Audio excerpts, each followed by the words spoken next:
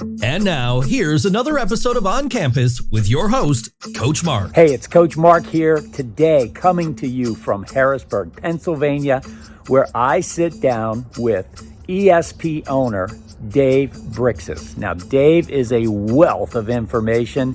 He is truly the epitome of the tough guy grinder, no fancy gimmicks. Let's just get after it. We're going to talk about sports performance. We're going to talk about injury and injury prevention. We're going to talk about the ultimate combine, the testing, evaluation, professional evaluation that Dave and I have spearheaded. And then we're going to weave in a little bit of Dave's faith story. So you're going to get a lot of great information in this podcast. Let's get after it right now.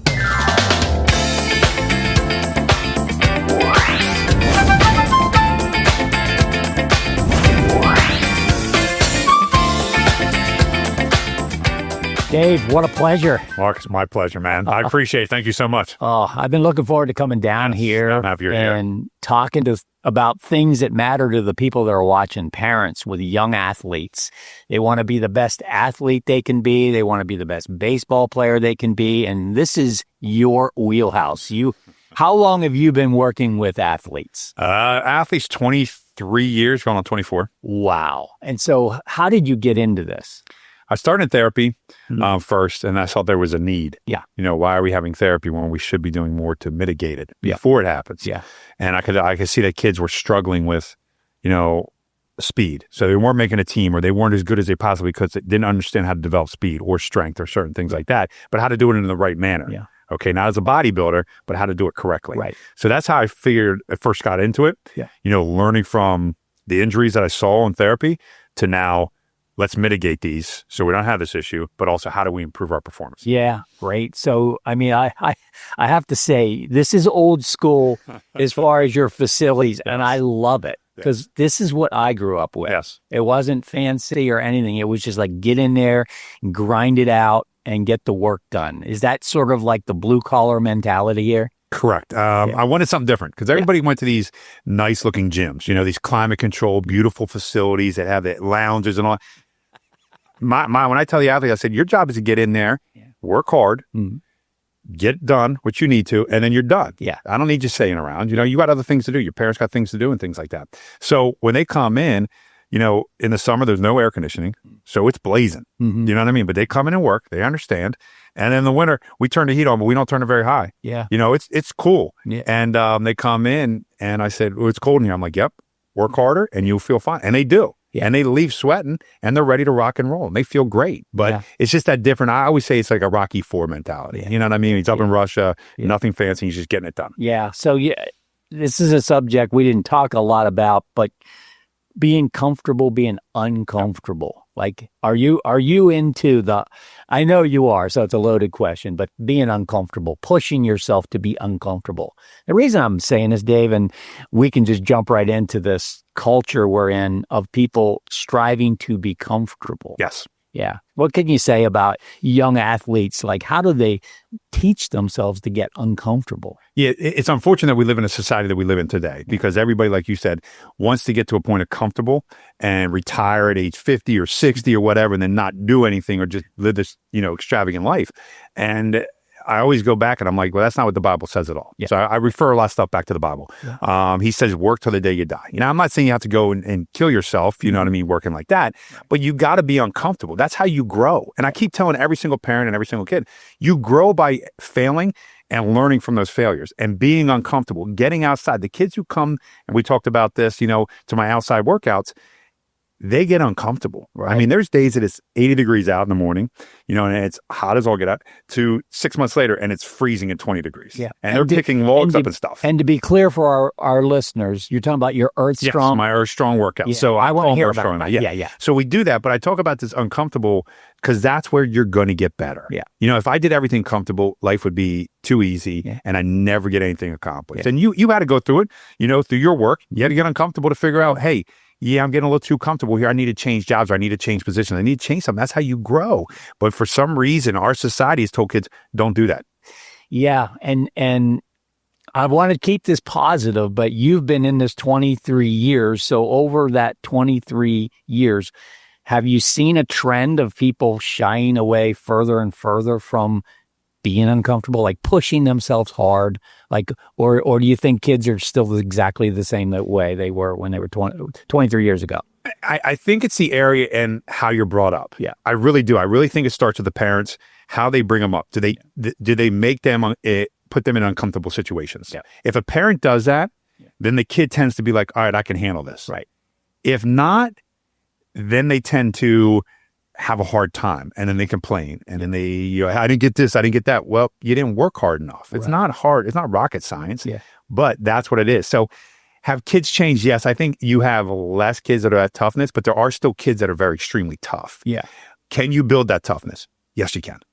But you have to get uncomfortable. How do you build toughness? So you have to put them in uncomfortable situations. Parents have to cut the umbilical cord I talk about all the time. You have to cut it. You have to be like, hey, listen, my kid might fail. But through that failure, if I teach them correctly how to learn and how to get better, then guess what? They're going to accomplish something great in life. What I tell my daughters come out and shovel snow with me. And in the Northeast, we can get some snowstorms, right? And everybody looks at me like, why are you making your daughters do that? Wow. And I'm like, because at some point I'm going to pass. I know that. I know the only thing in life is guaranteed is death. Yeah. That's the only thing I know. I'm going to pass. Will be sooner or later. I have no idea. Only God knows. But if I go now, can my kids handle those situations? Can my wife not have to worry about that because my kids can pick up the slack? Now, granted, they are still young. Yeah. Okay. And I know somebody said, well, we could hire this person. Why do we always have to hire everything out? The basic stuff that you and I used to do, my parents did, my brothers did, we just did because my parents were like, go do it. Yeah. Cut the grass. Everybody now has a lawn service because nobody wants to get, I can't go outside. It's too hot. So what word that a lot of people watching might not know this word, chores. Oh, yeah. My dad used to give us chores and everybody's like, you guys didn't get paid for that? I'm like, no, the payment was the roof over the head and the food on the table. Exactly. And we just did it. And I tell everybody, I said, when I had a shovel, we never, for the majority of neighbors, we never got paid. Yeah. We just went out and did it because they were older people. My dad said, this is what you do. Yeah. And then you learn from that. And that's why I try to teach my girls. I said, yeah, there's certain people that you do stuff for because guess what? That's how we do it. And that's how society was good because we helped each other out. We might not agree with them, but we helped them out because, hey, you're older. You can't do this. We'll help you out. Yeah. Why not? Right. But we don't do that stuff anymore. And parents don't push that on them. And that's what blows my mind. The parents don't do it. And I've heard parents say this, and I want to get your opinion on this. And we got parents watching this. They say, well, I want it to be better for my kids than I had it. Like you and I had to do all these chores. Well, I have enough money now as a parent. I can hire somebody so my kid doesn't have to do chores. And you're saying that's not a good thing. So I always talk to everybody and almost every single person agrees with me. Yeah. And my kids love hearing these stories. I said the 80s were probably the greatest time to grow up. And maybe I'm a little biased because that's when I grew up. I mean, people say the 70s or 80s, right? But you don't really hear people say, yeah, the 90s were awesome or the 2000s. Right. You really don't. Right. But you hear people say this and you ask why. Because we had chores. We had all this stuff we had to do, but we also had the time to be free, to get away. We weren't all bottled down by helicopter parents or lawnmower parents. Right. Being involved in every little thing. They let us understand, hey, you got to do these things. And we messed up. I'll tell kids, I had 3 brothers. We messed up a lot. And guess who was there to make sure that we came back into shape was my dad. Yeah. Do you know what I mean? He laid down the law in a good way, but he also taught us then the value of what we needed to do right. So he taught us these things. And I think that's what we really, really, truly miss in today's society is that we just don't have that. Yes, you might have all the money, but eventually, guess what? You're not going to be there. And what if something happens to that money? What if really something happens to the world and you lose that money? How are your kids going to survive? Right. And that's what I tell them. I said, are we better off right now if you look at society than we were in the 80s? Yeah. And a lot of people say no. And I'm like, wonder why. Yeah. Maybe it's because we're not teaching the kids how to be actually kids, number one, but also how to have responsibilities. Right. And I take accountability for the responsibilities. That's because let's be honest, my kid never messes up. My dad was a teacher for 64 years. Okay. And I said to him, I asked him a basic question. I said, hey, the kid's different. He goes, for the most part, the kids are the same. Yeah. Over all those years, he goes, the parents are the different. Yeah. And he goes, if a kid messed up before, the parent was in there and then would sit there at the principal, why you mess up? Why did you make the teacher do this? Now it's, why is a teacher, give my kid an F? No. Yeah. You earn that F. Yeah. You earn that failing grade. It's not the teacher's fault. We need to get back to certain things. And I know people hate to go backwards, okay, but certain things need to go back so we can grow. And you are going back with these Earth Strong trainings. Let me ask you a question. Have you seen kids get tougher? coming through your Earth Strong. Yeah, you know what? I have seen kids that have actually improved greatly. Yeah. And I really mean that. Kids that, I would call soft, and I think everybody's soft, even myself soft compared, because I grade everybody on Jesus. So Jesus was the toughest person ever. Mm-hmm. So everybody's soft. The level of softness definitely comes down. But yes, kids have gotten soft. Why? Because they've gotten uncomfortable. And parents have even told me that. Yeah. Listen, my kid would never get up to come in the morning, especially in the winter, of all things. But he loves coming in. Mm. He loves coming in. He loves being part of that group. Yeah. He loves that. So it's changed their mentality of, I can put this in. Now, are most of my kids going to go Division I and all that pros? No, you know that as well as I do. Most kids don't. Right. But their parents aren't always in it for that. Right. The parents who have the right mindset are like, but my kid's going to learn something. Yeah. It's not just about, yes, getting a Division I scholarship or getting a scholarship. It's about what are they learning in life? Yeah.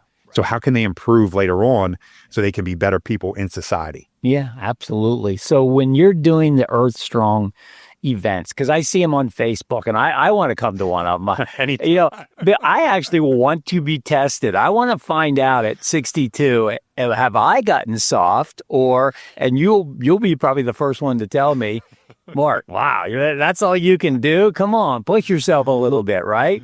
There's nothing wrong with a little motivation, but when you're doing these, you're seeing effort. See, I think what we're talking about, I want to clarify when we say soft, or like a kid pushing himself. We're going to be talking about the Ultimate Combine coming up, and we've got some tests where we're going to get to see how hard kids are able to push themselves.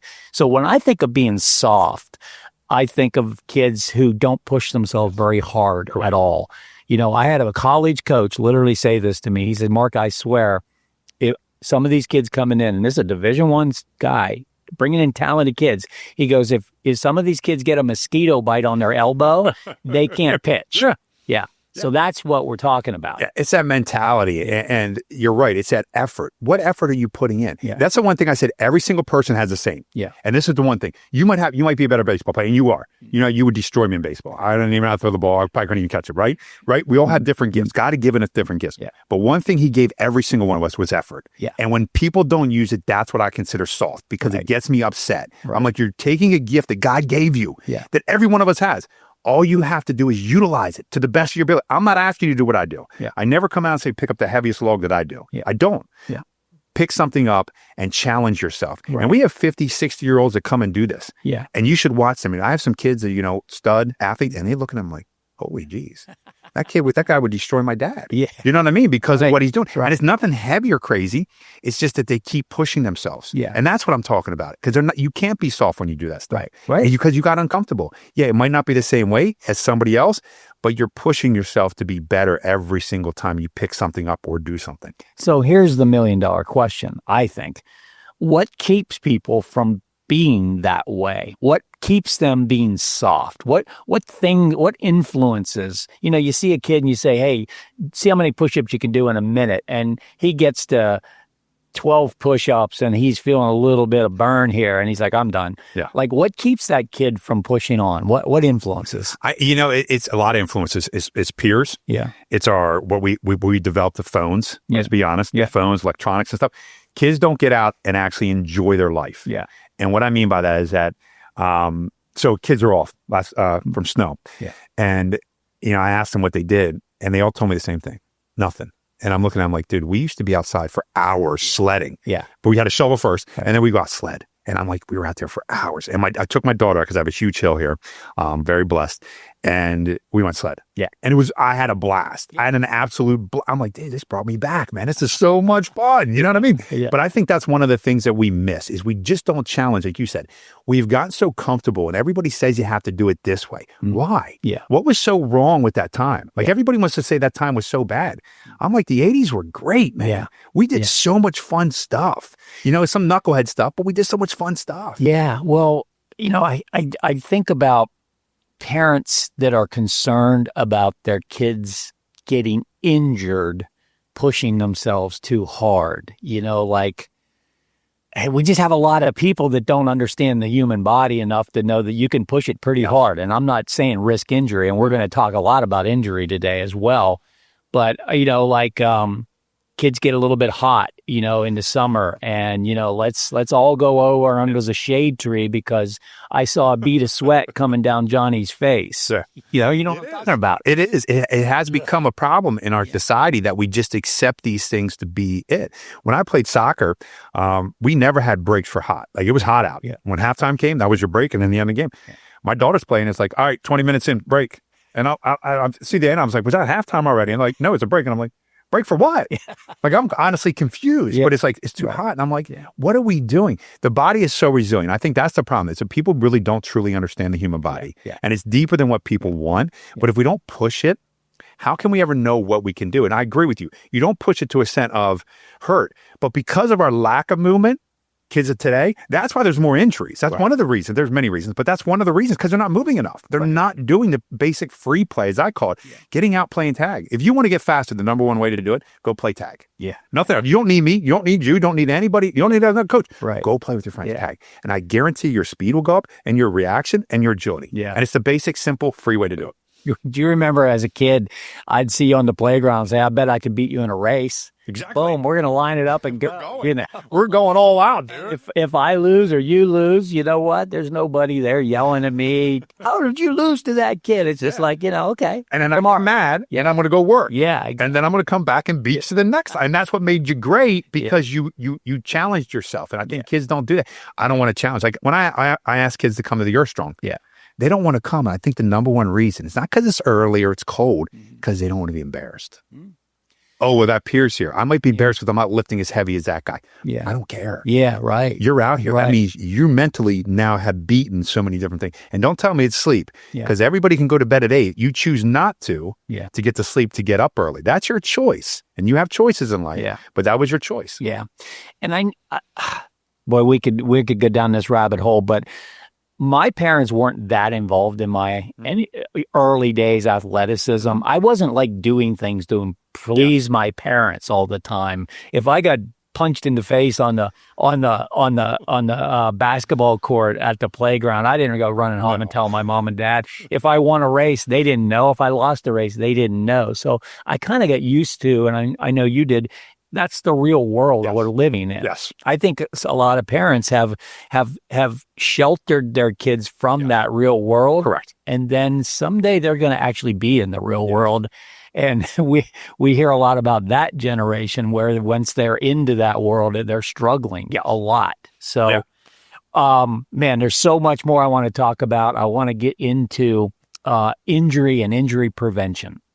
As long as I've known you, you've definitely had a lot of emphasis on injuries, injury prevention. And we know that nothing can derail a career faster than a horrific injury. So I want to dive into, injury prevention. What are some things that these young parents and their players can be doing that they probably aren't doing to let's say, prevent some injuries? And we can talk about specific injuries. I know you're really into ACL stuff, and baseball players, it's labrum, it's Tommy John, all that stuff. So talk to me about, let's start with injury prevention. Injury prevention is an interesting thing, because you're never going to prevent every injury. We know that, okay? Especially contact injuries. But we got to do a better job in society with non-contact. And you're seeing in the NFL how many top players are now done, you know what I mean, for a season. So you're seeing these things happen. One of the things that I'm noticing more and more, and these are two big things, is movement, the lack of different types of movement. Okay, we talked about, I think, in the first part, we talked about tag. Tag is one of the greatest things you can do, because nothing's predictable. You make a cut on me. We got to stop. There are people watching this that don't know what tag is. We got to tell them. I guarantee you. I'm asking kids stuff that, is like common to us. They have no idea what we're talking about. So tell us what tag is. So tag is, you're it, so I'm chasing after you. Okay? So my job is to get you. Now, your job is to get away. Now, you can use obstacles and move around. It depends on what kind of tag you play, but you're the one I'm trying to tag. Now, there might be 18 different people in the group, and that's what you want. And then you might have 2 people with or 1 person in, and you got to stay away. So it's constantly chasing after somebody, and the other person is being chased. I always tell the 2 easiest ways, if you ever want to figure out how to get faster, is chase after somebody. All right, or be chased. If a cheetah's chasing after me, I'm going to run pretty darn fast. So those are the 2 easiest basic ways from going into deep things. But I think that's one of the things that we're not doing. We're not doing that enough. Okay. We're not getting out being movement wise. If I'm a baseball player, I play fall, winter, spring, summer. Yeah. Where's my time off? Yeah. Even the major league guys take time off right now. They're done. They're shut down until probably January, maybe February, somewhere around there. Yeah. You know a little bit better than I do. But I look at that, and kids aren't doing that. Right. So there's no difference. Now, I'm not saying you have to play 2 or 3 different sports. There's a lot of guys out there, sports performance guys. Oh, you got to play multiple sports. I'm not 100% for that because it's so demanding in certain sports. But you need to take time off. There's got to be downtime. How much in between time? What would you recommend? Everything's different, but I would say at least a good month, 2 months. Okay. And then go back 6 months on, and then maybe a month or 2 off. Let me challenge that. Or not me challenge it. Let me tell you what people say to that. Oh, Johnny's going to fall too far behind because everybody else is going faster than that. If we take time off, he's going to get behind. And you say, I always say there's burnout. Okay, in young sports, we know this for a fact that 70% of kids will quit their sport by age 13. So kids who start by 5 or 6 or whatever, 70% of them are done. Okay, the majority of kids, let's be honest, we all know these stats. I think it's 7 or 8 kids who finish high school will actually play in college, whether it's 1, 2, 3, NIA, junior college. That's it. 7 to 8% of all the people. Right. Okay. We have to start looking at those numbers a little bit more intently of why we're doing things. So you're saying you're going to fall behind. Now, granted, if you just go and sit and do nothing, there's probably a chance that you might fall behind. I will admit that. But that's when you need to train. That's when you need to get into the gym, or you need to get somewhere where somebody understands where your weaknesses are. Yeah. That's when you got to take time away, because you get mentally also, let's be honest, you need a mental break. Let's get away from it. Let's train. Let's do those kind of things. So you're talking about getting away from the sports-specific stuff, baseball. Yes. Put the bat down, put the ball down, get in the gym and do some stuff. Correct. You're not talking about downtime of just sitting there. Yeah, no, that's the worst thing to do. I mean, even for an adult, that's the worst thing to do. Yeah. Adults should constantly be moving, constantly be doing things. Yeah. Even injuries. Yeah. You look at the injuries of today, and I talk about this 20-some years ago. If you came to me with an ACL injury, you would be in a cast, full cast, hard cast, slightly bent at a 45-degree angle, and you'd be on crutches for 6 weeks. Yeah. You would come, then I'd have to rehab you and I have to try to get your leg straight and bend it. It's the worst. Now, as soon as it happened, I just was working with the kid over there, and he was moved within the matter of a day, moving his leg. Yeah. So it's changed. Yeah. So let's get back to injury prevention. What about flexibility? I don't know if we've talked that much about it, but I always think when you're rigid, when you're tight, you have a chance of injuring muscles, pulling muscles more. Yeah. So I think flexibility is key. Yeah. But it's not as key as everybody puts it out there. Okay. So I've seen kids that are very, very flexible and they have no stability. Okay. So you have to have a balance. You have to understand what the balance is. I call it pliability. You want pliability. You don't need flexibility. Oh, wow, my arm can do this. My leg can do this. That's great. But then why you're hurt? Yeah. You would think that I've had kids that are very flexible and pull stuff. Okay. And you're like, how can that happen? Well, they have no stability. They don't have the certain things that also go into it. You have to have the well-rounded program. It just can't be one over another. Yes, are some kids not flexible? Yes. Do they need to work on that? 100%. But you want to have pliability. And pliability is what we all need from the second we're born, okay, which we all have, to the second we die. Yeah. As we age, that pliability gets less and less and less and less because we're not doing the things to keep us pliable, such as doing stuff that I call bouncy stuff, like jumping up and down, okay? Doing nervous system training, okay? A lot of people don't understand nervous system training. It's a little more in depth, but it's something that I always tell people. I said, if you ask an adult, ask your parents, how do they feel now? And they're like, oh, I stiffen that. You want to know why? It's not because of the flexibility. It's because the nervous system, you haven't done the things after age 18, all that jumping and running and stuff, you stop doing it. So your nervous system starts to slow down. There's a thing called fascia. Okay, I don't know if you ever heard of it. People talk about plantar fasciitis. Well, it's more than that. It's actually over the whole body. That sends the electrical currents through. If the electrical currents are going through at a proper rate, guess what you do? You stay pliable, you stay flexible, you do all these things. And that's what we're missing. These kids, because they're not doing enough activity or they're doing too much, you're breaking down. The second part of what I was talking about earlier with injuries is number of injuries. So let's look at these guys that are hurting themselves. Most of them had ankle issues before. Okay, now let's talk about some of these NFL guys. Ankle issues, they've had some shoulder issues, they've had some back issues, and then all of a sudden they hurt their ACLs. Do we not think that maybe we're not getting them back to where they need to be to get to where they should be, to get them to that holistic state I always talk about, to be able to do the things they are? So they're hurting themselves, they feel better, and they run back and play. And that's what I try to tell a parent. Listen, just because your kid feels better doesn't mean they're back where they need to be at 100%. And I can look at kids and I can tell them, you had an ankle injury. And they're like, yeah, how'd you know? You did that with me. When you came up to my house, Sure. had me do a little exercise. We'd never talked about it. You said, I'll never get, you go, how'd you hurt your ankle? Yeah. And You looked at, I'm like, how'd you know?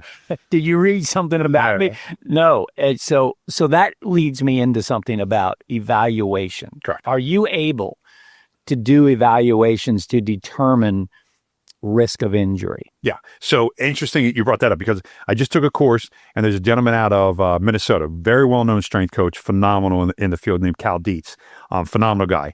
He at the University of Minnesota, and he's done one on ACLs. Okay. And he thinks he figured out what two muscles are the key to the ACLs, and we do a test on it. And if you can test these two, and if they're not firing correctly, which a lot of times they don't, you're at a higher risk. Now, what that means you're going to tear it? Not at all. I'm not saying that. I can't predict injuries. But at least it gives us an option of, okay, why is that not firing? What do we need to do? See, people don't understand this. Just because you move correctly or you think you move correctly doesn't mean everything's firing properly. Right. So the glutes are the number one thing that we're finding. So the glute med, which is on the outside part of the glute here, doesn't fire all the time correctly because we sit so much more than ever. Okay, we weren't designed to sit for long periods of time. Very short. We're designed to squat, deep squats, and we're designed to move. Okay, or if we did rest, we laid. It wasn't so much a sitting thing, we laid. So when we do that, the glute med shuts off. It's like, why do I need to work? I'm just going to sit here. I'm lazy. I'm just going to sit here. So then it shuts off. So then it doesn't turn on. And funny thing was I was working with the gentleman coming back from an ACL. What are the two muscles that he was struggling with trying to get back? Now he's 3-4 months out. The hamstrings and the glute meds. Mm-hmm. I actually had him focus, and we had to do a couple different things to get him to actually fire that. He would do the exercise. I said, where do you feel that? He goes, and he point to his quad. I'm like, okay, let's do this. And we did change it up. He goes, dude, my rear end's on fire. Wasn't firing properly. Right. So do these evaluations and looking sometimes and seeing how they move, we can actually see what is going on. Maybe you're more susceptible to an injury. So give me an idea, if you got a brand new athlete in here, and let's say he's 12 years old, do you have any kind of evaluation for him to say, this is what we're starting with? Is there benefit to that, or is there no such thing? Yeah, so it's huge benefit. It's today's athlete. You would ask me 20 years ago, I probably would have said no. And I'll really be honest with you. It's just the amount of sitting that they do so much more. But so what we do is we look at them, we'll video them running and walking, which is key. We'll video them squatting and squat jumping. Yeah. Then we'll go, okay, I'll see if I see something, then I'm like, all right, we got to go a little more in depth. So then we'll test them through the test I learned with the ACL, couple exercises there, and then I can evaluate from there. Okay. Yeah. Wow. I just think about the tens of thousands of kids that want to be the best athlete they can be that aren't doing that. They're and they're not moving. Yep. They're not playing tag. They're playing organized, like in my case, travel baseball. I mean, I don't have a scientific percentage, but they've got to be less than 75% of their potential. Yes. By not doing the stuff we're talking about doing. Yes. Yeah. We need to get back to being athletes. Yeah. We're all designed as athletes. Yes. Some are way up here. We talked about this many times, Mark. You know what I mean? Some of these freaks that we see that are just unreal. Yeah. Okay. I call them freaks of nature. Yeah, and I do. And I say the same thing. I said they were given a gift. Yeah. But we all have that ability to be athletic. And I always go back, we were hunters and gatherers. Yeah. If we couldn't hunt and gather, we're going to die very quickly. Right. So we have to be able to move. We have to be able to be agile, because if an animal's coming after me, I better be able to figure out how to get away from that thing. Right. You know what I mean? Or, hey, there's the buffalo. I better be able to get it. Right. Or we're not eating for the next week. Right. Family and stuff. Yeah. Or grow this or do those. And we don't do those things anymore because everything's so convenient. Right.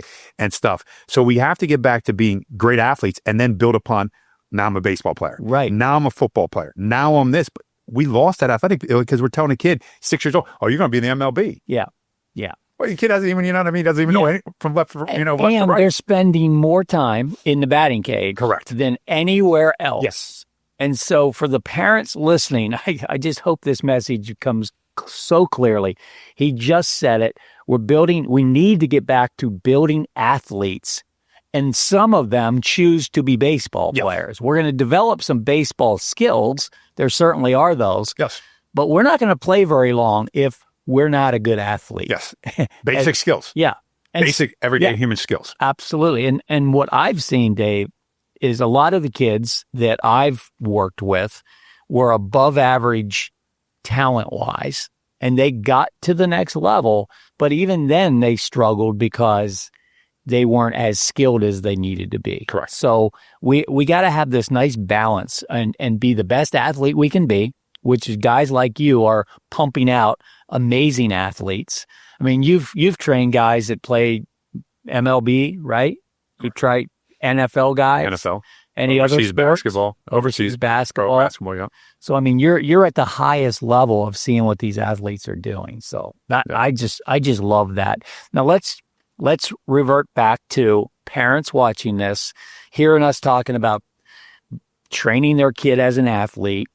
Let's just hypothetically say, for whatever the reason, they can't get to a guy like you. What could they be doing at home to help their son? What things could a kid be doing? Hey, it's Coach Mark here. Sorry to interrupt the episode. We're going to get right back to it, but I wanted to remind you to go ahead and subscribe to the channel. You know, it helps us immensely. We want to keep providing great content with these college coaches who are so gracious with their time to provide information for you. Whether you're a coach, a player, or a parent, this is really good information that these guys are providing. We want to keep doing it. So to help us, all you have to do is hit the subscribe button, hit the notifications button. That way when we post something new, you'll get notified. Okay?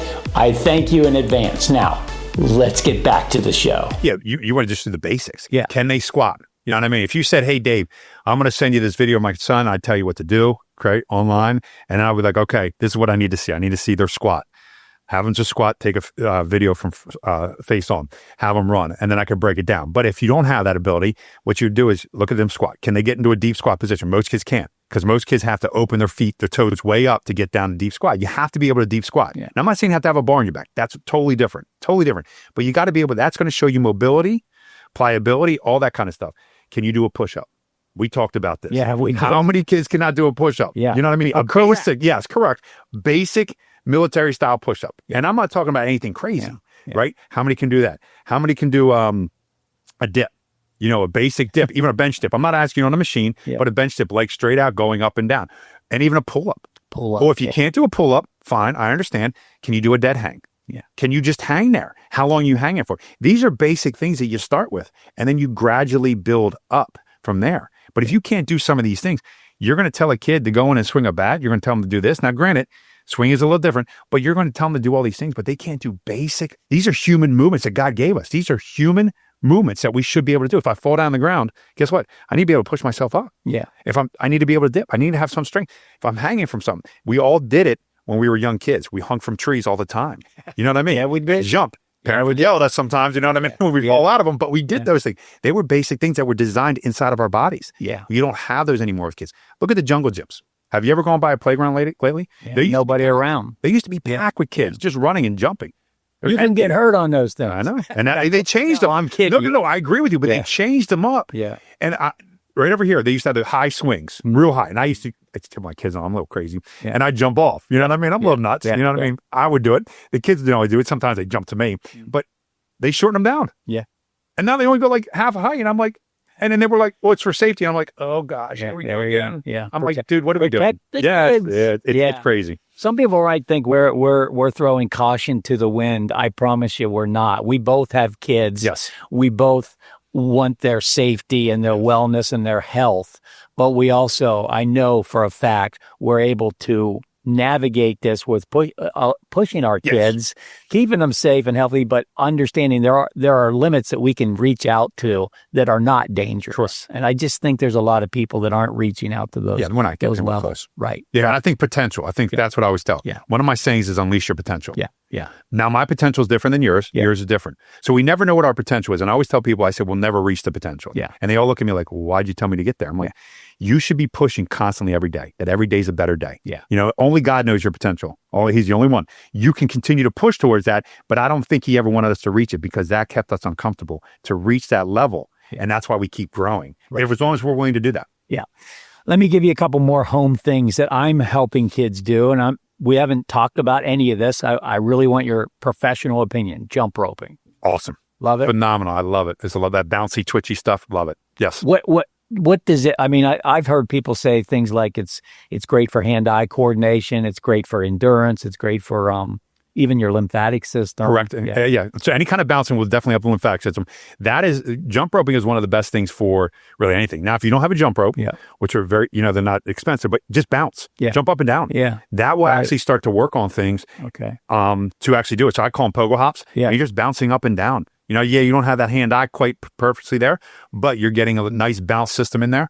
Doing that. But I think that's phenomenal in more ways than one, jumping rope. That's great to hear. You just reminded me of another kid thing, the pogo stick. Yeah. Remember that? Phenomenal. Kids still have them. Do they? Oh, yeah. We have. I haven't seen a kid on a pogo stick. My kids still do. My youngest one loves it. I had a friend that cruised around on a unicycle. Oh, when was the last time you saw that? Yeah, you were right. That's a beast. That is definitely a beast. But hey, if you're an athlete, you can do that. Balance thing right there. Hand-eye, like you said, and balance. Yeah. Coordination, core. You got to be able to stabilize. I don't even know if they even make them because I'm angry. Yeah, probably. Probably too dangerous. You're right. Too many lawsuits for unicycles. Yeah, exactly. How about, another thing that I love and I learned to do it was juggling. Juggling, great.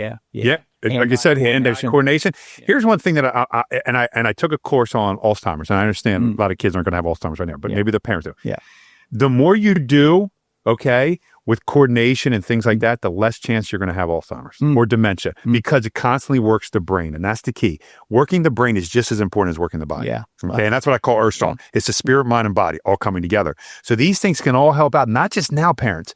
This is also for later. Don't you want your kids not just to be great now, but also be great after you're gone and having a better life then? Yeah. So if we make it too easy now and they don't have a good life then, what did you do? We actually failed as parents. Right. We want to make it, so yes, it's tough now. They're still succeeding, but there's tough and we're learning from it, but then they succeed even later on in life. Absolutely. And I think juggling is phenomenal. Jumping rope is phenomenal too. One more game I don't hear that many people talking about is ping pong. Oh, yeah. I mean, think about how quick you got to be to get the hand-eye coordination going. You're not really thinking. You're probably training something part of your central nervous system. But it is. When I play, I'm like, how am I even doing this?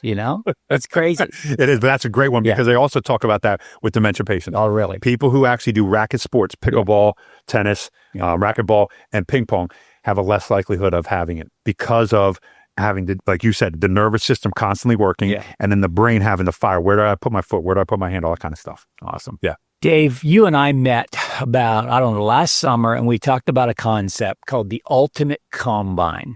And it's designed to test young athletes in a lot of different things. And I could not be more excited about doing this with you.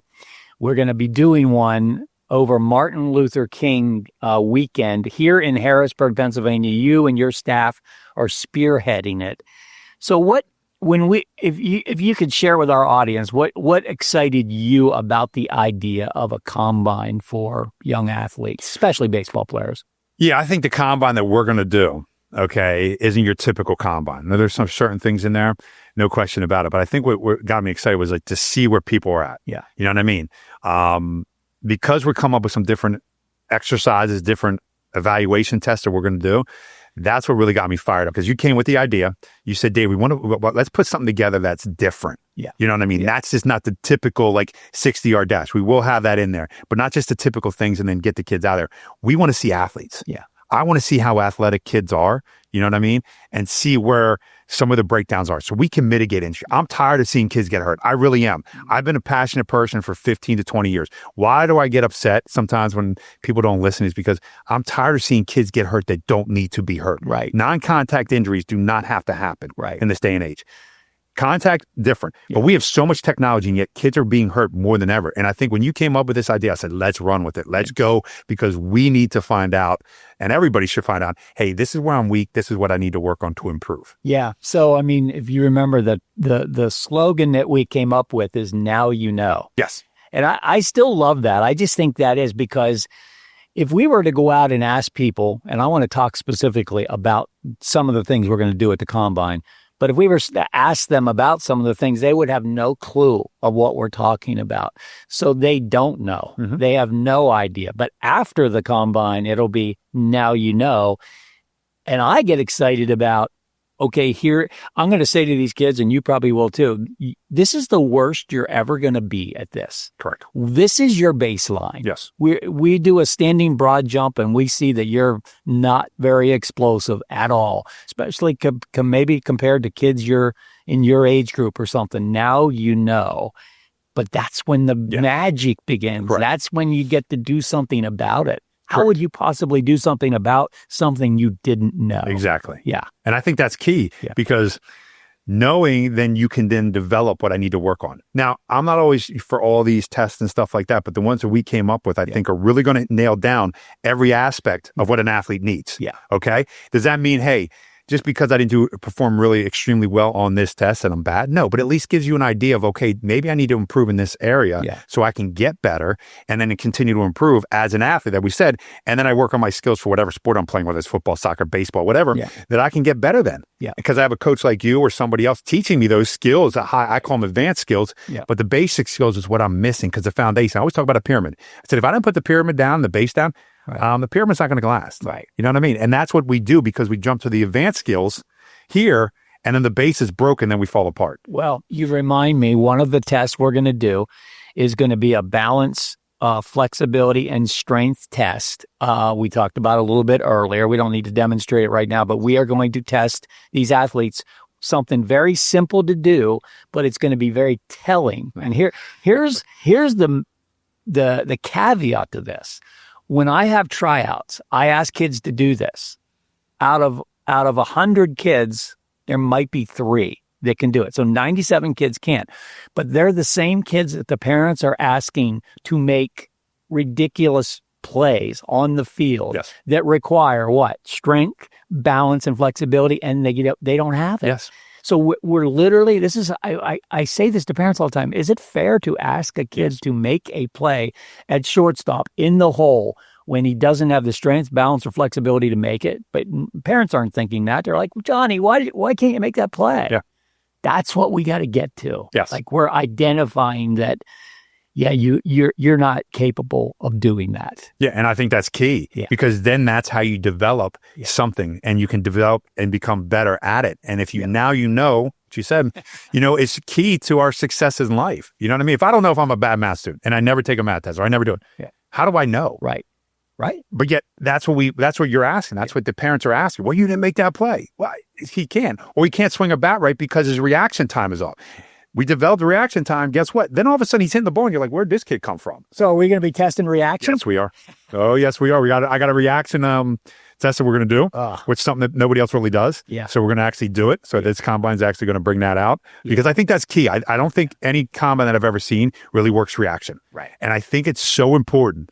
The more I study athletes, the more I'm actually diving into this whole nervous system stuff, how our nervous system works. Yeah. That's one key that kids are missing. Yeah. They're missing the nervous system reacting, firing faster. Yeah. And we can work that. Yeah. I don't want people to say you cannot. Right. You can work it just like you can work a muscle. We can get them faster. Absolutely. Reaction-wise.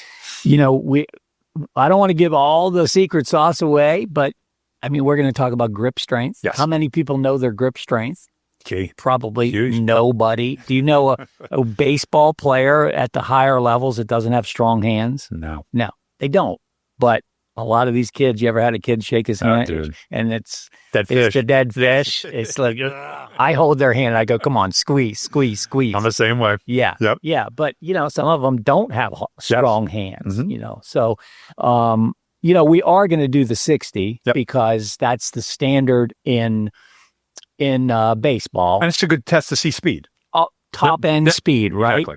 And, there's a lot of people that don't even know their 60 time. Yep. Yeah. True 60 time. Yeah, true 60 time. So we're going to have laser. Correct. Yeah. Yep. See, I love that because a lot of these showcases, no offense to the guys out there working hard, but they're sitting there with their stopwatch. And if they're not paying super close attention, there's a lot of margin for error there. Yeah. Now, if you got a good guy, I've seen them. Yeah. Great, but they're a dime a dozen. You know what I mean? There's not many out there. Right. So there's no no ambiguity about the scores that we're going to have. And so some kids are going to be humbled with their 60 times, and then we get to work. I don't know if you know the story. My son ran a 7.560 when he was 15. We got in the car. Now, keep in mind, his goal is to play Division I baseball in the SEC. We sit in the car. I know he was disappointed, but I said, Christian, I always told you I'm going to tell you the truth. That's not going to get it done to get to the SEC. Mm-hmm. And I said, you're either going to have to get a lot faster or you're going to have to lower your standards. And he sat there and he goes, I'm not lowering my standards. And I said, okay, well, then you're going to have to get a lot faster. And he goes, how am I going to do that? And I said, I'll find somebody. And I found somebody that worked out for us up in our area. And he went from a 7.5 to a 6.7. Okay. And that changed his career. He got to play in the SEC because he got the information. Now he knew. Yeah. So we're going to expose a lot of things. And I want people to know you're not going to probably like all the numbers. No. Yeah. When we do some core strength tests, we're going to find out some kids don't have very strong cores. Yeah. So, and that's anything in life. And I think that's why you have tests in school to see where you're at. What do I need to work on? What do I need to improve? Yeah. And, am I working with somebody? Then they know, hey, listen, I need to work on this aspect. Yeah. And I know people get mad. They see their 60 time and they're like, man, that's not what I want. Run. And they'll argue with you. And you're like, okay, that's fine. That's what you decide. Mm-hmm. But take it from here. And if you come back, then you test you come with us again in 6 months, we have another combine. Well, my time is down because now I'm running on the same person. Yeah. Look, now I dropped 0.4 of a second or 0.5 of a second, which is huge. I had a kid that's similar, he was a junior in high school and he ran a 7.5. His dad contacted me. Boom, he got down to a 6.8. There you go. And he got to a school that he wanted to go to. That's where he wanted to play, but he worked. Yeah. He put the time, and it wasn't like he got mad and pouted. Yeah. He actually figured it out like you did, and he worked at it. Yeah. And, we got young kids coming to this too. Yep. I mean, we got 12-year-olds coming. People, a lot of times I hear a lot of people thinking, we haven't really talked a lot about the age of kids training these days, but I hear parents talking, well, he's only a junior. What do you mean he's only a junior? Like you have 1 year left in high school to figure all this out. So I'm working with some young kids. I'm anxious to get some 12 and 13-year-old kids at this combine. Are you working with young kids? Oh, yeah, all the time. Yeah. Work with them and a lot of stuff. It's surprisingly because a lot of them are dysfunctional in certain areas. Mm-hmm. And that's what the great part about it, and that's what the parents like. Hey, you're picking up on stuff that we saw. We just didn't know what to fix, how to fix it. Like he wasn't running correctly. Yeah. We see where the problem is, and then we fix it. Yeah. And this is what these tests will do. They'll show you like, hey, I just need to improve in these areas. Then I get better. Yeah. And then all of a sudden it goes from, all right, I have to go to practice to like, I want to go to practice because now I'm playing really well. I'm dominating. I'm having a great time and the games become fun and the practices become fun. Yeah. That's key. Well, it's going to show up and there are metrics as these kids get older, like, ball exit speed, ball velo off the bat is, and by the way, we're going to be testing that at the combine as well. But if you have a weak core, you're not going to have good ball exit speed. But all of a sudden, we recognize that, and now we start training that core, and the kid sees the ball exit speed going up. I mean, it just motivates them when they see the progress. Yes. I remember when my son, Zach, I caught him looking in the mirror doing one of these, and he had discovered his bicep. Yeah, that's funny. And I'm telling you what, a monster was created that day because he was like, now he's insatiable to getting better. It's that confidence. Yeah. And we talked about this, like guys getting a hitting streak. Yeah. They get one hit. It might be into something. All of a sudden they get a hit. Yeah. And you see it. Yeah. You probably coached it. Yeah. Then all of a sudden the confidence comes. Oh, yeah. And that's what I think parents have to understand. When a kid's improve and you see that they're improvement, that's when the confidence comes. Yeah. And then that's incredible because you never know what you could do then until you get that. And so when you find these numbers and then you improve upon them, magic. No doubt. And by the way, you and your staff are going to be there and you're going to be talking to the parents and the players about what are some of the things that you might want to share, in general today, like what could they hear? Yeah, so definitely we're going to dive into injuries. I think injuries are so important, especially in today's society. What can we do to mitigate these injuries that we talked about earlier? But also, how do we prevent and get better through that? So we're going to talk about performance as well. Okay. How do you improve my performance? Okay. What do I need to do? What's some basic things that we talked about earlier that we can do? Some nutrition. Yeah. Kids' nutrition stinks. Yeah. Okay. Parents' nutrition probably stinks too. We all stink. We can all improve in this area. Yeah. So what can we do in those areas? Yeah. So there are going to be the three main areas. I'll probably come up with some others as I think about it and then see. But my talks are going to be on some new things that have seen over the last 2 to 3 years that I really haven't talked a lot about, but I've dove into of what human body can do. Yeah. And what we need to improve in that human body, not just the old standard of bench, squat, and deadlift. Yeah. It's deeper than that. Yeah. To improve as an athlete. Super. That's going to be so, I just think when you get people together, certainly the testing is going to be unbelievable. They're going to get the results. By the way, before I forget, we've woven this, a competition into this as well. We haven't even talked about that subject today, but keep teaching kids how to compete. Yes. So true story, my professional career in business started as an all-state insurance agent. And when I begged to get the job, and every month we had a sales meeting. And the first month I saw this list of 37 agents, right? And guess where I was? 37. Yeah. Next month comes around, 37. They call me into the office the third month and they say, hey, Mark, we love you, but if you're 37 again next month, we can't keep you. And I'm like, oh my gosh, I'm going to get fired from my first job.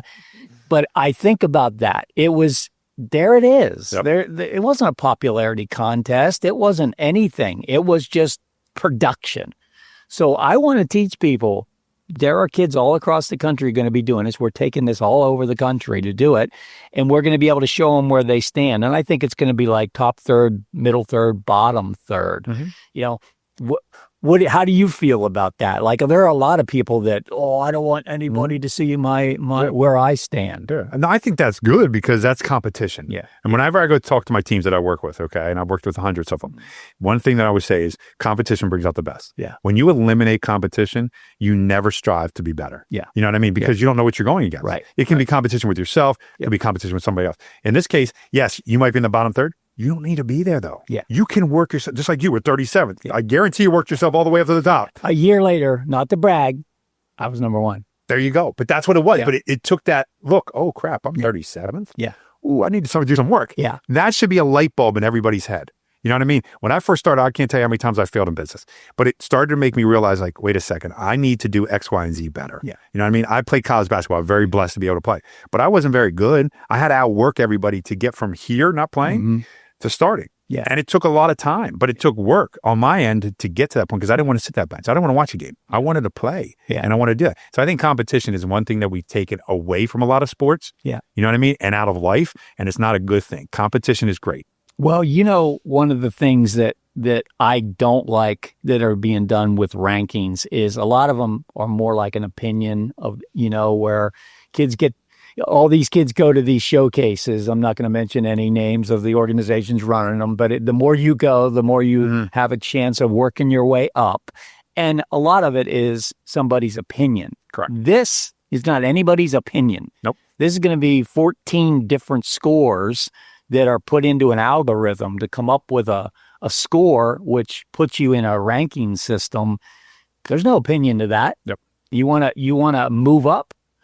Just like me, if I wanted to move from 37 to number one, I had to sell a whole lot more. I had to knock on a whole lot more doors, and I had to get a whole lot more convincing.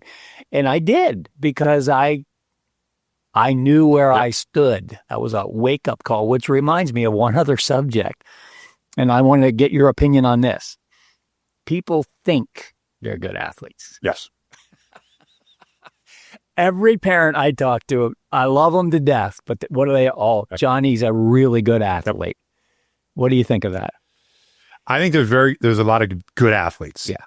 Very few great and even fewer elite. Yeah. And elite, sometimes this is God-given. I'm not going to say it's not because some people don't work hard and they just were given that ability to be great. Yeah. And I know a couple athletes around here. Yeah. But the majority of guys that I know that are great, you know what I mean, above average, that are above good, they work their rear ends off. And they went from good athlete to great athlete. They went from average, exactly, and they worked to get that. Yeah. But not everybody's where you think they are. Yeah. You know what I mean? And that's unfortunate because a lot of parents have these big, grandiose ideas. And I'm like, no, I know what a great athlete is. I have them hanging up on my wall. Well, let me stop you there. What is a great athlete? Describe a great athlete. A great athlete is somebody who will put the work in. They're not scared and they're not shy to compete. You know what I mean? No matter who's out there. I've had kids that come in here that I know the guy's better than them, in a race, but they're still willing to go to that. And I tell every single team that I go to, I'm like, if I want to be better and I want to be faster, I'm finding the fastest guy on that team. Yeah. He might beat me every single time. And I really mean this. And it takes a lot, okay, inside of you to suck that up, your pride and your ego. But I'm still going to go out against him every time because eventually I'm going to beat him. I'm going to catch him at some time and I'm going to beat him. And then guess what's going to happen? That guy's going to be pissed. Yeah. And he has two options. He's either going to work harder, okay? So guess what? We're going to get better as a team. Right. Or he's going to go hide and then boom, we don't want him because you just weeded out a guy that didn't have the mental toughness that we talked about earlier that we needed. But if they come together and then the team makes better. So you need to have mental fortitude, okay? You got to be able to have basic athletic ability. And we talked about that, be able to do certain things extremely well. And then you got to be able to listen. You got to be able to take criticism. People in today's society cannot take criticism. Parents cannot take it. Oh, your kid's not where he should be. What do you mean? And they start yelling. You're like, wait a second. I'll tell you how we can get there, but they don't want to hear it. Right. You got to be able to take criticism and then take it in, learn, and then develop what works best for you. Yeah. Okay. Everybody's an individual in the sense of how we can develop, but there are basic underlines that we can all do together.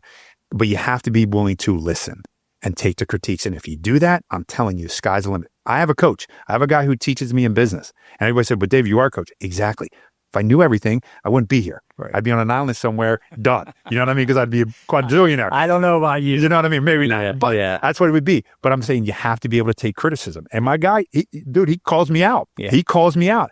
And I got to be like, all right, suck that pride up. You know what I mean? And do it. Because he's right. He's exactly right. Kids don't want to do that. Parents don't want to hear it. Yep. Now, all great athletes have done that for me.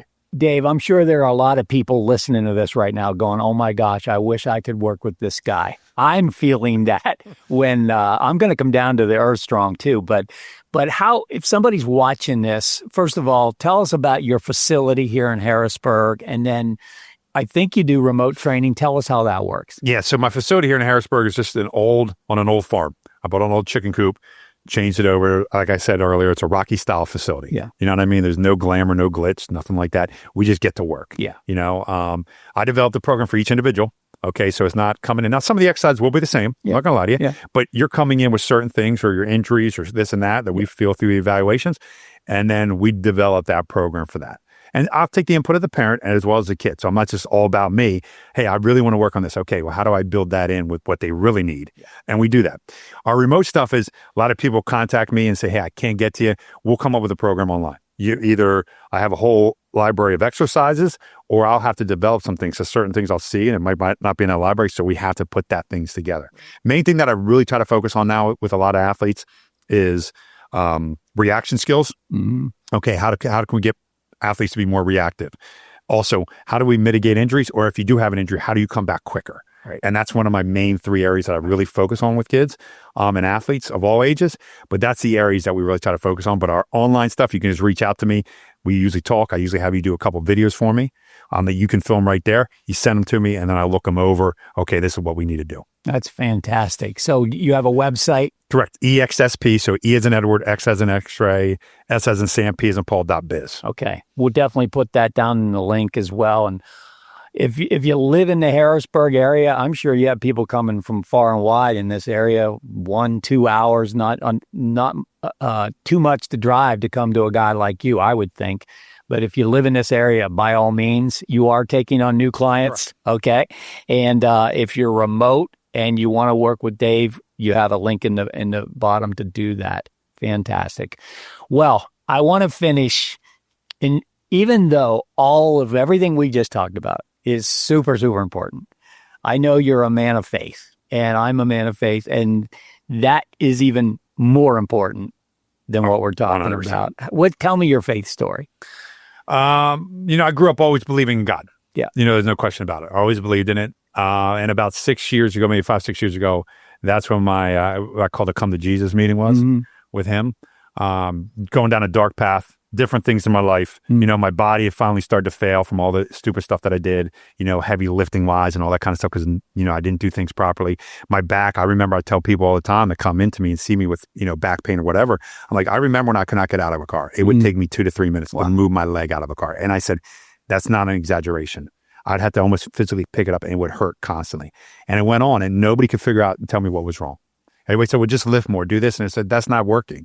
So I figured out what I needed to do, but it was through God who guided me through this. That's the problem. That's what I tell everybody. He guided me to say, you need to dive into this area. You need to dive into this.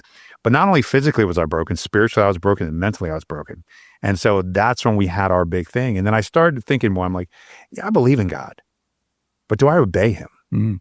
And a lot of my things were like, no, I don't. Yeah. Just because I believe in him doesn't mean I'm obeying him, you know? And I think that's where a lot of people are. They believe in him, but they're not obeying what he says. Right. And sometimes it's very difficult, as well as anybody knows.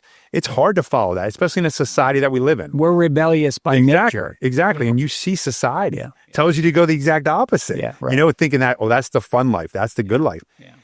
Unfortunately, a lot of times that's not the life we're supposed to live. Mm. And thank God, he saved me at that point, saved my family, saved me, and brought me closer to him to open up the Bible, read that thing, read it inside and out, understand what he's trying to say. Am I right all the time? No, I'm not going to say that. I try to take his guidance and his wisdom and what he's trying to put upon me to help other people. Yeah. Because that's what he put me on this earth for. You know, I could sit there and say, hey, you owe me $700 for what I do for you. You know, I'm better than this doctor, this and this. It's not about that. It's about, he told me, he said, you need to help people out. You know, I mean, he has spoken to me about that. He said, you need to help people not feel like this. I don't want them on all these drugs. I don't want them suffering with all this pharmacy stuff and all these things. There's natural ways to do it, but there's got to be somebody out there that's going to help them do this. He goes, you got to figure it out. And I think he used me. Unfortunately, I had to go through that pain, discomfort for a long time. And it took me about 6 months to figure out how to actually get myself back, but I figured it out. And then people have now called up me, adults, specifically, hey, I have this back pain, what can I do? And then showing them different things that I've learned throughout my time. Dude, I didn't even know this existed. Yeah. I didn't even know these muscles work. I didn't know any of this stuff. I went to a doctor and they just shot me with this or this and it didn't work and stuff like that. I'm not knocking them.